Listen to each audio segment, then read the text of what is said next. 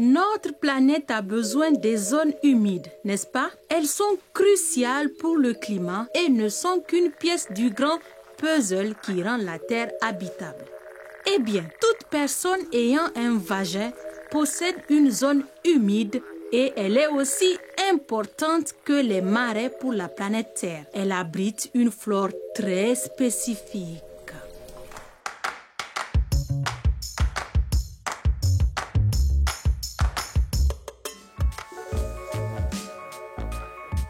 La chose la plus évidente que fait la flore est de laisser des taches blanches sur les sous-vêtements. Ce sont vos pertes vaginales ou ce que l'on appelle le choré, un liquide blanc provenant du vagin. Une femme en âge de procréer produit environ 1 à 5 millilitres de pertes vaginales par jour.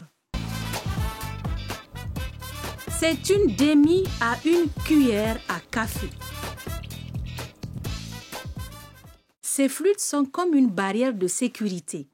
Ils contiennent principalement une substance appelée acide lactique et sont vraiment très acides avec un pH 4.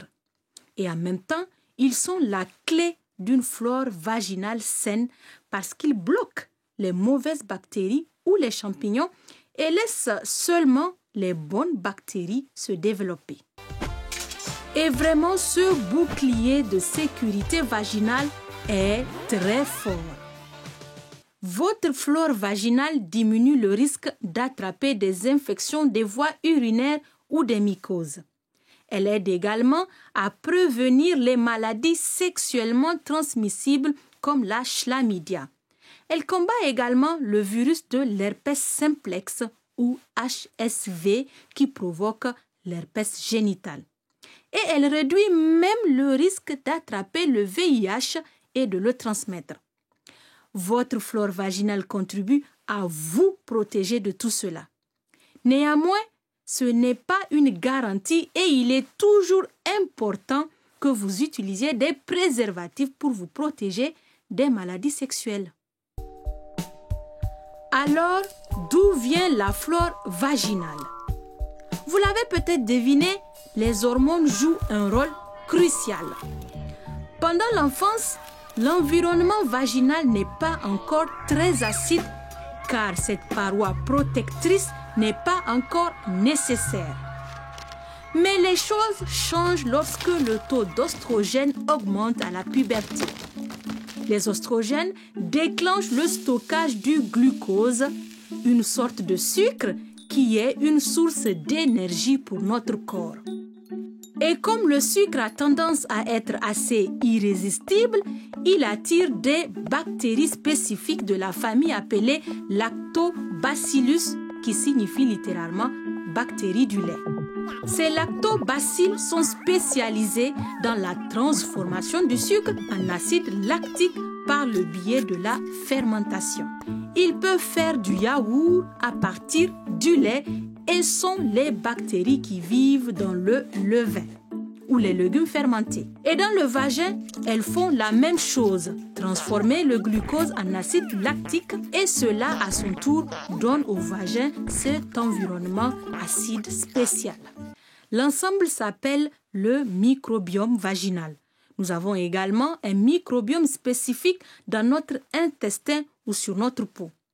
Donc, même si cela peut paraître bizarre de penser que nous avons des bactéries qui grouillent en nous, nous en avons en fait grandement besoin et le vagin aussi.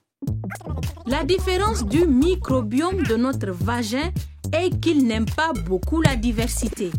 C'est comme un club où seule une foule très spécifique est autorisée à faire la fête. Et ce sont surtout des espèces spécifiques de lactobacilles. Il y a différents types de lactobacilles. Et ce qui est intéressant, c'est que leur composition dépend, par exemple, de l'endroit où vous avez grandi ou de votre régime alimentaire. Et le mélange est très spécifique à chaque femme. Ainsi, chaque fille et chaque femme a sa propre flore vaginale ou microbiome. Mais pourquoi les lactobacilles ne restent-ils pas simplement faire la fête dans le vagin? Ce qui sort du vagin et qui finit en taches blanches ou jaunâtres sur les sous-vêtements, ce sont les restes du bouclier protecteur acide, quelques cellules vaginales et des lactobacilles ainsi que du mucus provenant du col de l'utérus. Les pertes aident à maintenir le globe vaginal interne sain et fort. Tout cela vous semble peut-être familier. Comme les hormones déclenchent tout le processus de production, les fluides vaginaux changent aussi avec le cycle menstruel. Cela vous permet de savoir où vous en êtes dans votre cycle et quand vous avez plus de chances de tomber enceinte. Les pertes vaginales peuvent donc être utilisées comme un moyen de contraception de base. On l'appelle souvent la méthode de la glaire cervicale ou la méthode de l'ovulation. Elle fonctionne comme suit. Vérifiez vos pertes vaginales tous les jours. Vous pouvez utiliser du papier toilette ou vos doigts propres pour prélever un échantillon de votre mucus vaginal avant de faire pipi. Vous pouvez également vérifier ce qui reste sur vos sous-vêtements. Vérifiez sa couleur et sa texture. Comme il faut un peu de pratique pour reconnaître les différentes phases de votre cycle, vous devriez l'observer pendant un cycle complet avant de l'utiliser pour la contraception. Et pendant ce premier essai, évitez les rapports sexuels ou ne les faites qu'avec des préservatifs car ils peuvent influencer les pertes vaginales, ce qui peut prêter à confusion. Alors, comment pouvez-vous lire votre mucus vaginal? Juste après les règles, les niveaux d'oestrogène ont chuté et il n'y a normalement pas de production importante dans le vagin. Ces 3 à 4 jours sont appelés les jours secs. C'est parce qu'il n'y a pas d'ovule qui attend le sperme pendant ces jours. Ainsi, le liquide qui aide également les spermatozoïdes à nager jusqu'à leur cible n'est pas nécessaire. Le peu de liquide qui est libéré est généralement assez épais et blanc ou jaunâtre et collant. Plus vous vous rapprochez de l'ovulation, plus les niveaux d'oestrogène augmentent et la production de liquide vaginal aussi. Certaines femmes et jeunes filles libèrent 30 fois plus de liquide au moment de l'ovulation. Donc, plus vous vous rapprochez de l'ovulation, plus le vagin devient liquide et visqueux. Et plus il est clair aussi. Jusqu'à ce que ça ressemble à du blanc d'œuf cru. Cela crée un bon environnement pour que les spermatozoïdes puissent passer et féconder l'ovule. Donc ce sont vos jours les plus fertiles. L'observation de vos fluides vaginaux peut vous aider à comprendre votre corps et à savoir ce qui se passe à l'intérieur. Si l'odeur devient poisseuse ou fétide, ou si la couleur change de manière inhabituelle, c'est là que vous devez faire attention. Un écoulement jaune, vert ou moisseux indique probablement une infection, de même qu'un écoulement gris, orageux ou un écoulement blanc et épais avec des petits caillots comme du fromage blanc. Si vous voyez des liquides rouges ou brunâtres juste avant ou après vos menstruations, il n'y a normalement pas lieu de s'inquiéter. Mais si des pertes rouges ou brunes apparaissent entre les règles, consultez votre médecin.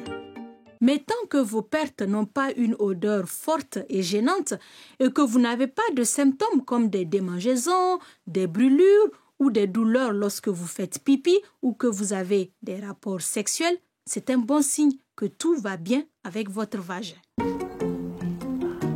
Alors n'essayez pas de lutter contre vos pertes vaginales. Si vous essayez de les tuer avec des savons, des douches vaginales, des déodorants ou des bains moussants, vous allez en fait blesser votre flore vaginale sensible et faire de la place pour que les méchants se développent.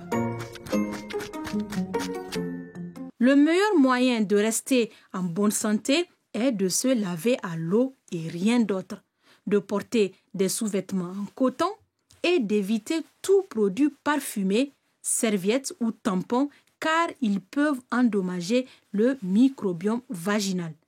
Utilisez des préservatifs si vous changez de partenaire sexuel. Donc oui, les zones humides vaginales sont un peu comme une réserve naturelle. Il suffit d'y maintenir la sécurité et l'humidité et votre écosystème prospérera.